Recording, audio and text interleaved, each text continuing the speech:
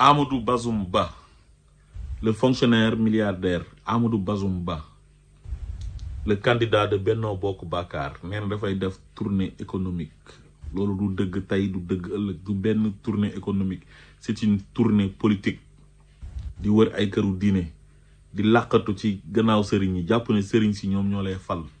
Sénégal population lambda bi ñoom ñooy fal te ñu ci ëpp président Ousmane Sonko moom mooy seen candidat te ñu ngi koy wane partout ci seen quotidien. Su fekkee da nga jàpp ne dañ lay tënkal le président Ousmane Sonko tëjal la ko kaso éliminer la ko nga ñëw sàcc suñ ay milliards ba doyal ne da ngay jël réew mi facilement jàpp ne da ngay dem làqatu ci ay gannaaw sëriñ pour ñu jël réew mi teg ko sa loxo tu te trompes da ngay nax sa bopp.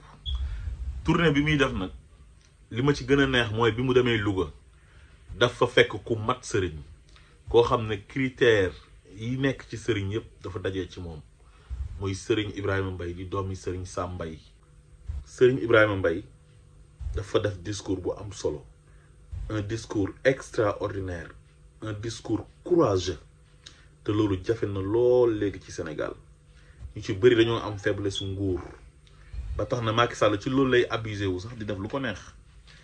waaye gis nga bi mu jàkkaaroog Amadou Ba moom Serigne Ibrahima Mbaye wax na ko ay dëgg yoo xamante nii ku ko dégg kontaan. nee na ko Sénégalais yi sonn nañ, dund gi cher na.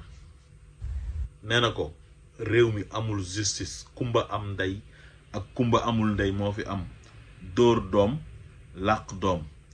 nee na ko suñ doom yi ñu ngi jël ay gaal ndax ñàkk yaakaar ci réew mi di dee ci géej gi di jël yoonu Nicaragua bi di dee ci yoon bi parce que amuñu yaakaar parce que dafa am ay politiciens yu mel ni moom Amadou Bazoum Ba ñoo sàcc xaalisu sénégalais yi enrichir illicitement te mënuñ ko justifier.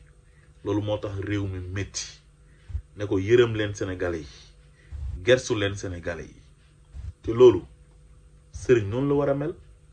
sëriñ dafa war a féetee ak askan wi les citoyens lambda nga xam ne amuñ ku leen waxal. ki ñuy tuddee kilifa diine moom moo war a nekk seen défenseur numéro 1 parce que loolu la ko yàlla sant, loolu la ko yonent bi sallallahu alayhi wa sallam sant. kon Serigne Ibrahima Mbaye ñu ngi lay gërëm di la sant di la ñaanal yàlla ndax li nga def dafa raar léegi ci Sénégal. Sénégal léegi dafa nekk dëkk boo xam ne suñu gisee nit ku wax dëgg ñu def ko héros, bu ñu gisee juge bu àtte yoon ñu def ko héros. kon loolu mooy wane ne réew mi dafa feebar. Macky Sall dafa yàq Sénégal, jaxase réew mi, jaxase këru diine yi, jaxase presse bi, jaxase mbër yi, jaxase artistes yi, tas ay famille.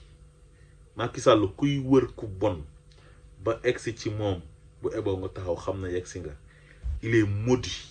moo tax ku ñuy woowee kilifa diine warta sax ànd ak Macky Sall ndax seen ay taalibe la jël tëj leen ci kaso yi en complicité avec son procureur ci ay fen di leen jiñ ay terroristes, ay forces spéciales, ay rebelles, ay commando te dara du ci dëgg.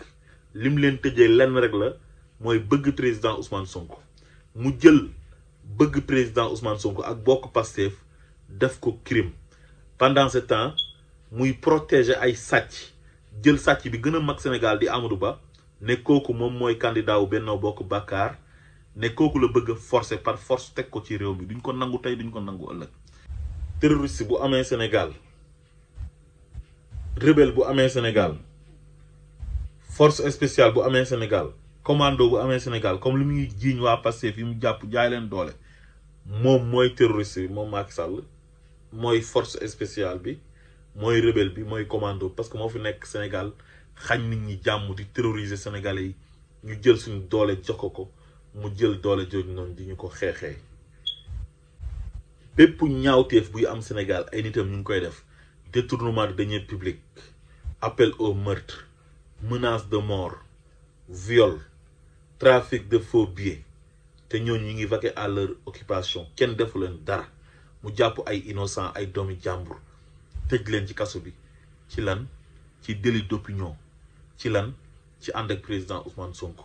ba pare am ñuy tuddee seen bopp kilifa diine di ko encourager di ko légitimer ay ñaawteefam loolu dafa metti ci xol neexul ci xol kon kuy wër ku bon kuy wër ku yàlla rëbb ba egsi ci Macky Sall xamal na yegsi nga kon Serigne Ibrahima Mbaye ñu ngi lay gërëm di la sant suñu tuddee Louga nag suñu xel dafay dem ci suñu baay ju baax jooju nga xam ne il est fier il est digne di Serigne Momar Diagne yorul lu na gàññi mais terewul mu ngi ànd ak ngorom nekk soldaaru sénégalais yi di leen défendre di wax dëgg rek te yàlla tax kooku day wane ne alal tiitalu ko sénégalais yi doon gore ñuy gore ba léegi am na ñoo xam ne gor la ñuy nekk ba ñuy dee caisse noire u Macky Sall bii lijjantuwuñ ko faalewuñ ko ndax caisse noire bi tax na ay sénégalais dee parce que dañoo waroon a faju ci hôpitaux yi te hôpitaux yi amul plateau médical bu baax